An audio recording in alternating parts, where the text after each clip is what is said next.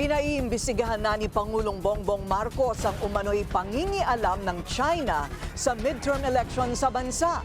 Itinanggi naman ng Beijing ang paratang. Ang detalye sa agenda report ni Francis Folve. There are indications, Mr. Chair, that information operations are being conducted that are Chinese state-sponsored in the Philippines and are actually interfering in the forthcoming elections.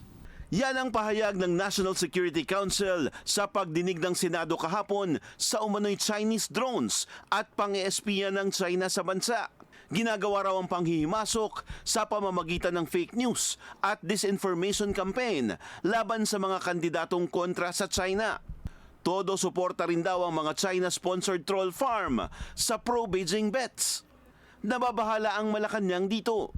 Ito po ay talaga nakakaalarma at paiigtingin pa po natin ang sa utos na rin po ng ating administrasyon na imbestigahan ng malalim para malaman po natin kung ano man ang katotohanan patungkol po dito. Nakarating na po ito sa Pangulo, kaya po kailangan po talaga ng maagaran, mas malalim na pag-iimbestiga. Mariin namang itinanggi ng China ang alegasyon. Ayon sa Chinese Foreign Ministry, hindi nangingialam ang Beijing sa domestic affairs ng ibang bansa. Wala rin naman daw silang interes sa midterm elections ng Pilipinas. Para sa agenda, Francis Polbe, Billionario News Channel.